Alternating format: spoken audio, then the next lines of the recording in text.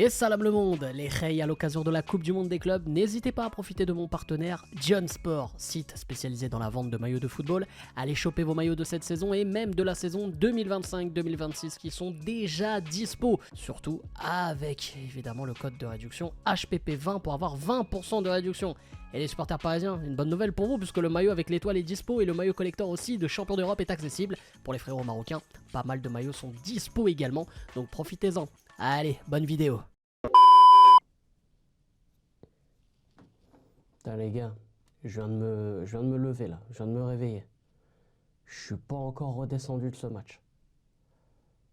Ouais, je fais cette vidéo, je me suis pas lavé, ni rien, je pue de la gueule. Il y a PSG Real Madrid en demi-finale de la Coupe du Monde des clubs et tu crois que je vais me laver? Oh le fou bâtard! Si t'as la rêve, t'es un vrai. Et salam le monde, c'est Hakim Babossi, j'espère que vous allez bien les amis. On se retrouve évidemment pour débriefer de cette rencontre au lendemain. Voilà, un petit débrief à froid de cette rencontre de malade entre le Paris Saint-Germain et le Bayern Munich. Voilà, je pense que vous avez pu le voir hein, juste à la réaction avec le padré. On était dans toutes nos émotions. Franchement, ça fait très longtemps que j'avais pas ressenti ça dans un match du Paris Saint-Germain. Ça a été pour moi plus fort. Clairement, je vous le dis. Hein, plus fort que lors de la finale face à l'Inter Milan parce qu'il n'y a pas eu de suspense, on voyait déjà la Ligue des Champions un peu dans nos mains et tout, mais là il fallait aller la chercher parce que les gars, ce que le Paris Saint-Germain a fait à 9 contre 12, et je maintiens, vous pouvez me dire ce que vous voulez, à 9 contre 12, parce qu'on n'a pas été aidé par l'arbitre. Alors on va revenir évidemment sur ces cartons rouges, sur le match en général. Bref, on va en reparler les gars et je vais réellement donner mon avis parce que là, je suis à froid. Donc j'ai pu réanalyser un peu les images, j'ai re-regardé le résumé, voilà, on va les voir ensemble et je vais bien parler français, ne vous inquiétez pas. Mais avant ça, comme d'habitude, n'hésitez pas à lâcher un maximum de likes et surtout à vous abonner en activant cette fucking cloche et bien sûr, me dites en commentaire tout ce que vous avez pensé de cette rencontre. C'est à vous de jouer juste sous la vidéo. Voilà, comme d'habitude, vous donnez votre avis, voilà, tu me donnes tes tops, tes flops, bref. C'est à toi de jouer juste sous la vidéo. Sur ce les gars, on débute évidemment voilà, en évoquant cette première mi-temps qui était super équilibrée. J'ai vu une première mi-temps de très haut niveau entre le Paris Saint-Germain et le Bayern Munich. Le PSG, franchement, a souffert. Il faut le dire, il y a eu au moins 15-20 bonnes minutes où le Paris Saint-Germain a souffert dans cette première mi-temps. En termes d'occasion, il y en a eu vraiment des deux côtés. Je crois que c'est le PSG qui commence très fort avec une belle occasion pour Fabien Ruiz. Non, Fabien Ruiz, ces frappes-là, non, ça fait mouche. C'est sa spécialité, un peu à l'entrée de la surface où à peine entré dans la surface, frappe enveloppée, pied gauche terminé. La balle est partie tellement loin, voilà, Mskin, on a plus de nouvelles de la balle, donc n'hésitez pas, évidemment, hein, si vous avez des nouvelles de ce ballon, de nous prévenir hein, avec ce numéro vert qui ne s'affiche pas du tout en bas. Bref, non, voilà, cette occasion-là, elle est un peu frustrante parce qu'on se dit, voilà, on est vers... je crois vers la 20e ou un truc comme ça, un délire comme ça, où le Paris Saint-Germain, s'il pouvait mener un 0, je pense que le match aurait été quand même différent, même si le Bayern laissait déjà un peu des espaces. Mais je pense que le Bayern voilà, aurait peut-être un peu plus poussé, ça aurait laissé encore même plus d'espace pour des joueurs comme Barcola ou encore Gvara qui a fait un début de match exceptionnel.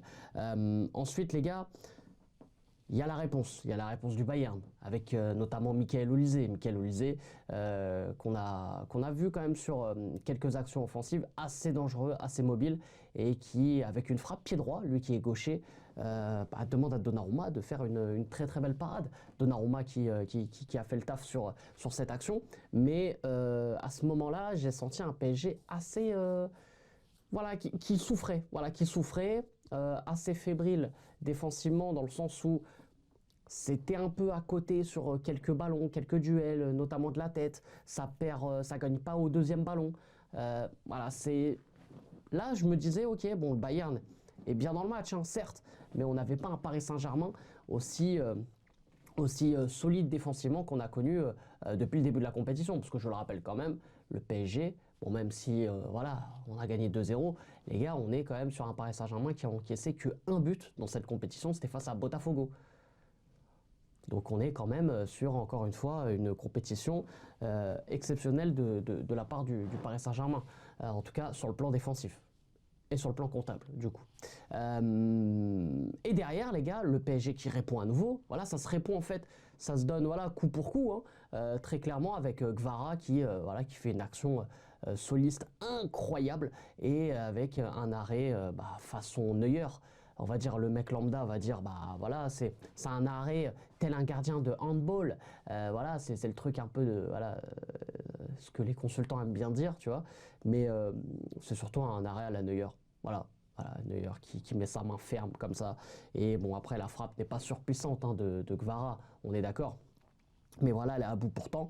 Et Neuer fait le taf en mettant sa main à l'opposé. Donc, du coup, voilà, c'est encore une occasion ratée de la part du Paris Saint-Germain. Encore une fois, très très équilibré. On a derrière une très très grosse occasion pour le Bayern avec Harry Kane.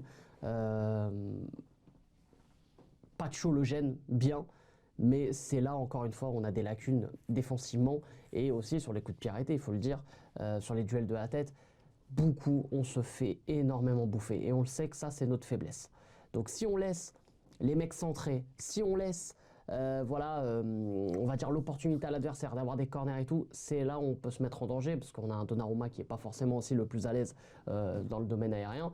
Après sur cette tête, voilà, elle n'est pas cadrée, Pacho le gêne assez bien, mais Harry Kane arrive quand même à se déployer et à mettre cette tête. Elle n'est pas cadrée, tant mieux, mais voilà, ça restait tout aussi dangereux. Quelques minutes après, on a un centre où Musiala, on croit que Musiala va dévier le ballon. Donnarumma jusqu'à toute dernière millième de seconde, tac, fait le sauvetage qu'il faut sur la ligne. Donnarumma, comme j'ai dit, dans le jeu aérien, c'est très compliqué, mais par contre sur sa ligne, j'ai pas de souci à me faire. Il déploie son grand corps, mon gars. Elastic Boy, frère, incroyable. Et puis voilà, il te fait l'arrêt qu'il faut. Donc ça, déjà, ouais, c'est... on se dit, bon, on s'en sort assez bien. En fait, on regarde cette première mi-temps, regardez, juste avec ce que je vous ai montré par image et en rappelant les actions, au final, tu te dis, bon, 0-0, c'est bien, c'est mérité. Tu vois, le Bayern aurait pu marquer, comme le Paris Saint-Germain aurait pu marquer. Donc voilà, on s'en sort bien à la mi-temps. Évidemment, grand fait marquant de cette première mi-temps, c'est la blessure de Musiala. Alors, je mets pas l'image de sa jambe qui est retournée parce que je la trouve tellement horrible, j'ai même plus envie de la revoir. Et moi, je fais partie de la génération, j'ai été traumatisé par Djibril Cissé. Voilà, moi j'ai été traumatisé par Djibril Cissé, les gars, avec sa jambe qui s'est coupée là 2 fois là. Moi ça m'a traumatisé. Donc quand j'ai vu l'image, et de toute façon vous avez pu voir ma vidéo réaction avec le padré, ou alors je vous invite à aller la voir. Mais voilà, quand on voit ma réaction, ça veut tout dire. Et voilà, moi j'espère que Musiala, là les gars, je parle même pas de... Là on est hors football, hein. J'espère qu'il pourra recourir dans sa vie, le mec. Parce que il faut voir après quel type d'opération ça demande et surtout quel type de rééducation derrière. Donc là, c'est au-delà du football. Évidemment, j'espère qu'on reverra ce mec-là sur un terrain de football. Et surtout, on parle quand même, pour moi et à mes yeux, dans le top 5 des meilleurs joueurs du monde. Musiala, il est incroyable. C'est l'un des... Voilà, si t'aimes le football, tu ne peux que aimer Musiala, tout simplement. Et moi, j'aime beaucoup, beaucoup ce joueur. Et ça me désole encore plus.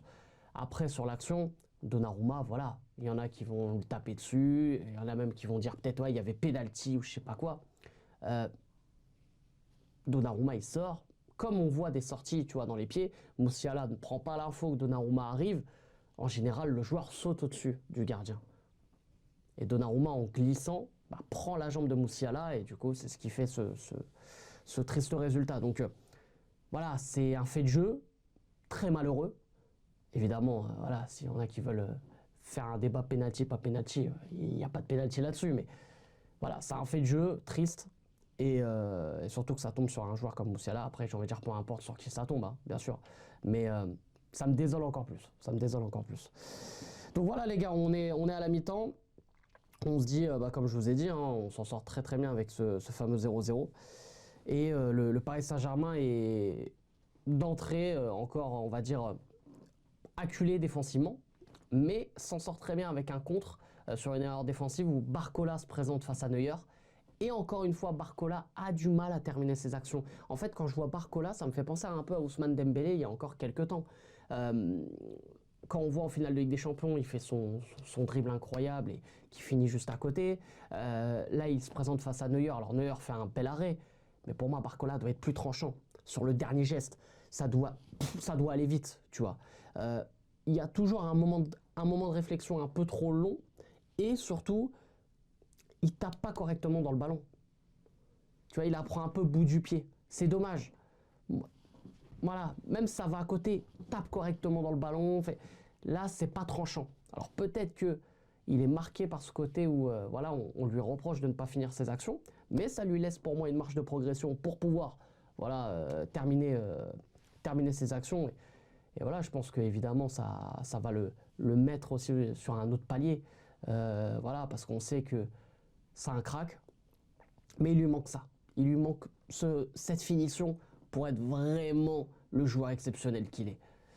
Donc c'est un peu ça aussi qui me désole chez Bradley Barcola. Et derrière, je crois, Bradley Barcola, d'ailleurs dans cette deuxième mi-temps, où il y a un peu moins d'occasions nettes, d'ailleurs, sort. Voilà, il sort et c'est Ousmane Dembélé qui rentre. Ousmane Dembélé, les gars, premier ballon, hein. Il aurait pu marquer, les gars. Regardez juste cette image, elle est folle. Ousmane Dembélé n'a pas marqué sur ça. Manuel Neuer, voilà, pour ceux qui n'ont plus l'action en tête, Manuel Neuer s'emporte un peu avec le ballon. Sur un pressing, Dembélé gagne le ballon et veut tirer direct. Neuer, bon, le pousse un petit peu, mais c'est dans le jeu. Et Dembélé tire juste à côté, quoi. Et là, à ce moment-là, je me dis, bon, le PSG ne gagnera pas. Parce que là, Barcola qui rate une action de fou, Dembélé qui tire dans un but vite, mais à côté. Là, c'est compliqué. Là, on se dit, on n'a pas la chance avec nous. Il va nous manquer ce petit truc pour la qualif. Voilà, t'as l'impression que le Bayern, c'est la baraka et point barre. Donc, c'est un peu frustrant de ce côté-là. Et on a énervé un Désiré Doué. Alors Désiré Doué, pour moi les gars, c'est un Super Saiyan. Moi je vous le dis, voilà, on l'a énervé, c'est Sangohan. Voilà, c'est Sangohan face à Cell. On l'a énervé, on lui a pété la lèvre, miskin. Il pourra plus faire de photos Insta de malade avec ses lunettes et tout. Voilà, il aura une bouche pétée. Il avait le seum. Il voulait monter en l'air l'arbitre. L'arbitre qui à ce moment-là était catastrophique déjà, il faut le dire, parce que le mec, il se fait dégommer la mâchoire. Hein. L'autre, il lui shoot dans la tête, il prend que jaune. Et derrière, pour les actions que je vais vous montrer, il y a rouge. Mais bref, ça c'est encore autre chose. Eh ben on l'a énervé. Frappe, pied gauche à l'entrée de la surface. Contre-pied de Neuer, but. Il faut pas l'énerver. Il faut pas l'énerver les gars. Vous l'énervez, Désiré. Vous l'énervez les mecs. Voilà, vous l'avez énervé, vous l'avez chauffé. Vous l'avez chauffé, 1-0. Et là, évidemment, il reste un gros quart d'heure. Donc tu te dis, il va falloir être solide. Le PSG qui commence évidemment voilà, à défendre, mais mine de rien, conserve son pressing par à coup.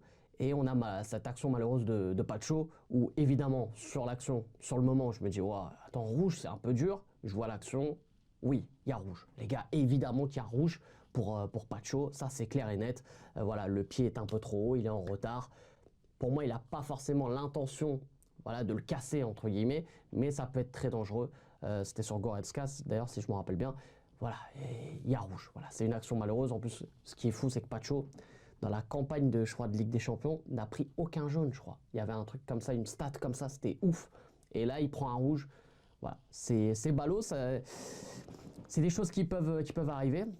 Mais pour moi, c'était un peu à l'image de cette première mi-temps. On n'était pas forcément juste et on faisait pas les bons choix, notamment défensivement. C'est ce que je disais juste avant. Donc, tu vois, cette action-là, avec la pression de garder le score, bah voilà, t'as ce petit temps de retard bah, qui fait que voilà, ça se transforme en rouge.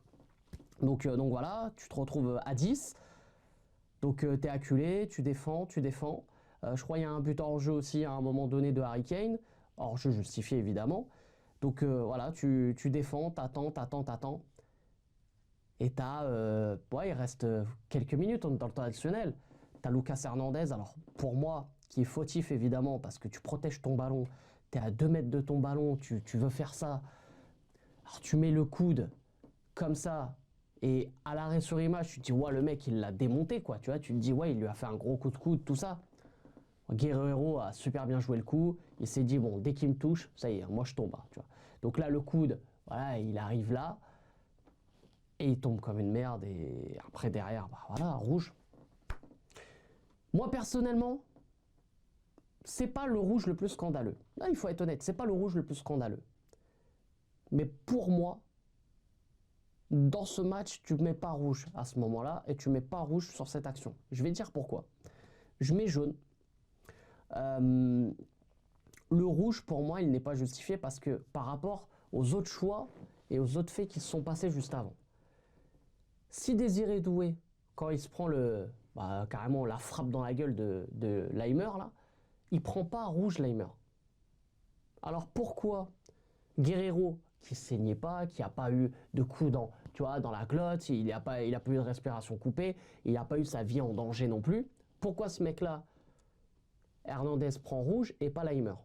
Et aussi un autre fait, les gars, c'est que pour moi, et on va être français là-dessus, je pense que l'arbitre, dans sa tête, a dû se dire, enfin, après avoir vu Moussiala avec la jambe retournée, je pense que sur peu importe l'action, il pouvait dégainer rouge pour protéger les joueurs. Moi, je pense qu'il a été matrixé par ça. Par contre, si un joueur du Bayern prenait un coup, il mettait rouge pour les joueurs du PSG, mais pas l'inverse. Par rapport à ce que je vous ai dit concernant Désiré Doué. Moi, je pense que ça a énormément joué psychologiquement. Et dans sa tête, il s'est dit, il faut que je protège les joueurs. Sauf que, dans sa tête, c'était plutôt, je protège les joueurs du Bayern. Mais les joueurs du PSG, on s'en fout. Tu vois, voilà, peu importe les coups, on en a rien à foutre. Si Laimer avait pris rouge, oui, je comprends le rouge après que Hernandez prend. Mais en fait, il y a une contradiction dans les choix d'Anthony Taylor, l'arbitre du match. Donc c'est pour ça que, pour moi, il n'est pas totalement justifié ce carton rouge de Lucas Hernandez. Donc du coup, tu te retrouves à 9 contre 11. Ah, tu te dis... Même s'il reste 5 minutes à tenir, tu te dis, mais vas-y, 1-0, c'est mort. Ça y est, c'est terminé. Après, on va aller en prolongation. Après, le match, il est mort. Il est foutu, le match. Ça y est, c'est terminé. Tu passes à autre chose. Et j'aurais fait une vidéo débrief et je suis là à chialer sur l'arbitrage. Et au final, qu'est-ce qui s'est passé? Le futur Ballon d'Or. Le meilleur joueur marocain de l'histoire.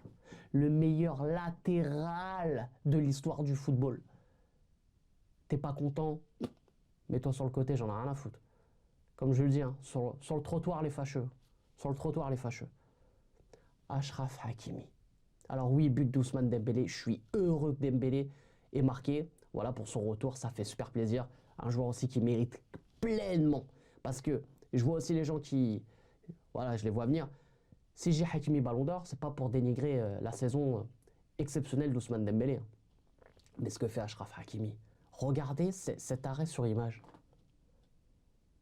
À ce moment-là, vous vous dites quoi? Vous vous dites, Inch'Allah, il trouve une touche, Inch'Allah, il trouve un corner. Moi, le mec, il trouve un corner, je lui donne déjà le Ballon d'Or pour ça. Le mec, on est à la 96e, il est bloqué là. T'es dans Olive et Tom, tu fais quoi? C'est que dans les rêves ou dans les films que tu arrives à t'en sortir de ça. Et le mec, il arrive à s'en sortir de ça. Il donne le ballon à Ousmane Dembélé. Et Dembélé, il marque derrière. Qu'est-ce que vous voulez que je vous dise? Sérieusement, qu'est-ce que vous voulez que je vous dise? Cet homme est exceptionnel. Je ne sais même pas si cet homme est un homme, je ne sais pas. C'est une machine, le mec.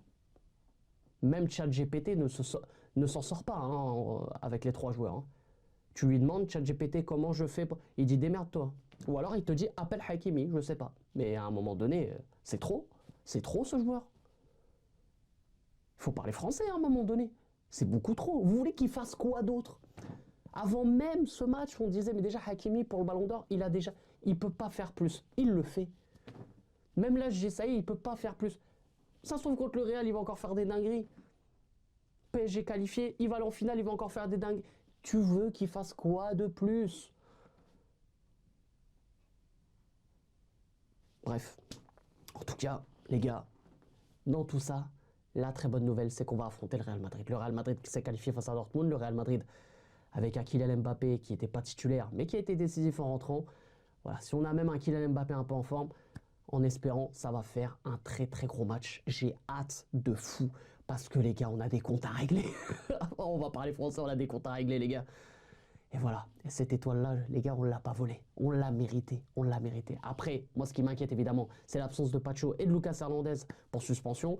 On va voir évidemment comment ça va se dérouler. Je pense que Beraldo, bien sûr, sera aux côtés de Marquinhos.